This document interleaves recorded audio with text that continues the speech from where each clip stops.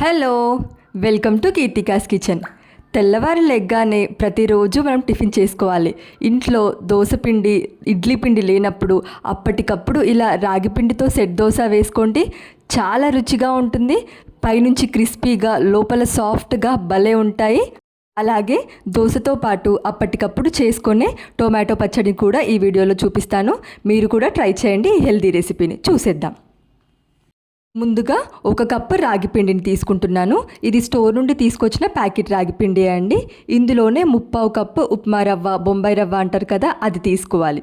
ఇందులోనే 1/2 కప్పు పెరుగును తీసుకుంటున్నాను. మీరు పుల్లటి పెరుగు తీసుకున్నా పర్వాలేదు. ఇప్పుడు ఇదే కప్పుతో 1 కప్పు వాటర్ని తీసుకోవాలి.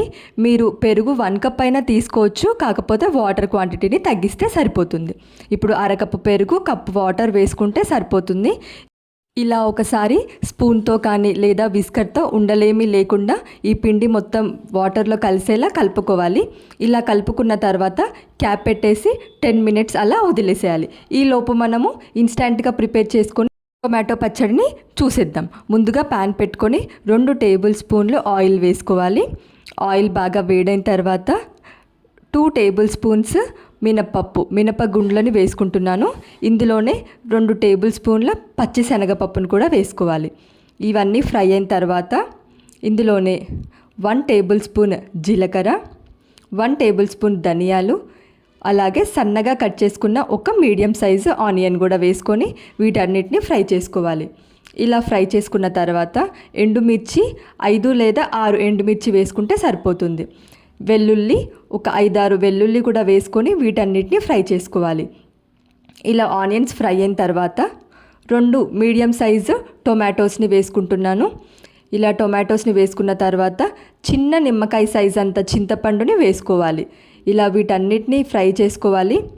క్యాప్ పెట్టేసి ఒక 5 మినిట్స్ కుక్ చేసుకుంటే మనకు టొమాటోస్ కానీ ఈ ఆనియన్స్ అన్నీ కుక్ అయ్యి ఉంటాయి.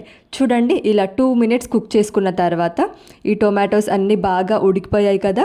ఈ స్టేజ్లో స్టవ్ ఆఫ్ చేసేసి మనము ఈ టొమాటో మిక్చర్ని మొత్తం జార్లో తీసుకోవాలి. ఇందులోనే టేస్ట్కి తగ్గట్టు సాల్ట్ వేసుకొని టమాటా చల్లారిన తర్వాత ఇలా మిక్సీ పట్టేసేయాలి. ఇప్పుడు పోపు ప్రిపేర్ చేసుకుందాము.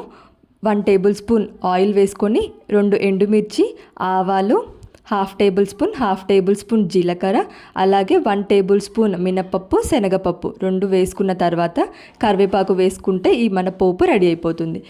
ఈ పోపుని మనం ముందుగానే ప్రిపేర్ చేసుకున్న టమాటా పచ్చడిలో వేసుకుంటే ఇన్స్టెంట్గా అప్పటికప్పుడు చేసుకున్న ఈ టమాటా పచ్చడి రెడీ అయిపోతుంది. టిఫిన్స్కైనా అన్నంకైనా ఈ చట్నీ చాలా టేస్టీగా ఉంటుంది.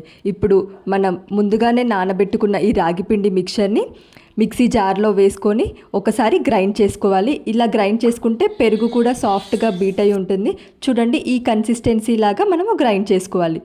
మరీ చిక్కగా ఉండొద్దు. ఈ కన్సిస్టెన్సీ పల్చగా ఉంటే మనము ప్రిపేర్ చేసుకునే ఈ సెట్ దోశకి పర్ఫెక్ట్గా సరిపోతుంది. ఇందులోనే సన్నగా కట్ చేసుకున్న ఒక ఆనియన్, ముందుగానే గ్రేట్ చేసి పెట్టుకున్నాను నేను, క్యారెట్ తురుము 1 కప్పు, పచ్చిమిర్చి, అలాగే సన్నగా తరిగిన కొత్తిమీరను కూడా వేసుకోవాలి. ఫైన్గా చాప్ చేసుకున్న కరివేపాకు వేసుకున్న తర్వాత మనము హాఫ్ టేబుల్ స్పూన్ ఇందులో జీలకర్రని వేసుకోవాలి. మీకు నచ్చితే ఇక్కడ టొమాటోస్నైనా వేసుకోవచ్చు. నేను ఇక్కడ టమాటా వేయట్లేదు. Half table spoon baking soda, అలాగే టేస్ట్కి తగ్గట్టు సాల్ట్. బేకింగ్ సోడా వేయడం వల్ల మనం ప్రిపేర్ చేసుకున్న ఈ సెట్ దోశ ఫ్లఫీగా భలే టేస్టీగా ఉంటాయి. చూడండి, ఈ కన్సిస్టెన్సీ వచ్చే వరకు పిండిని కలుపుకోవాలి. ఇప్పుడు ప్యాన్లో 1 టేబుల్ స్పూన్ ఆయిల్ వేసుకొని ఈ ఆయిల్ మొత్తం ఒకసారి ప్యాన్కి స్ప్రెడ్ చేసుకున్న తర్వాత 3 టేబుల్ స్పూన్ల రాగిపిండి మిక్చర్ని ఇందులో వేసుకోవాలి.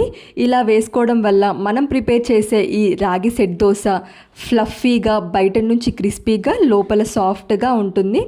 ఇలా వేసుకున్న తర్వాత చూడండి, ఇలా బబుల్స్ ఫామ్ అవుతున్నప్పుడు 1 మినిట్ ఫ్రై అయ్యాక క్యాప్ పెట్టేసి మనము కుక్ చేసుకోవాలి. ఇలా క్యాప్ పెట్టి కుక్ చేసుకోవడం వల్ల ఈ రాగిపిండి మిక్చర్ లోపల కూడా కుక్ అయ్యి ఉంటుంది. 1 మినిట్ తర్వాత ఇలా ఫ్రై అయింది. చూడండి, గోల్డెన్ బ్రౌన్ కలర్ వచ్చేంత వరకు ఫ్రై అయ్యాక ఇంకొక సైడ్ ఫ్లిప్ చేసుకొని సేమ్ 1 మినిట్ ఫ్రై చేసుకోవాలి.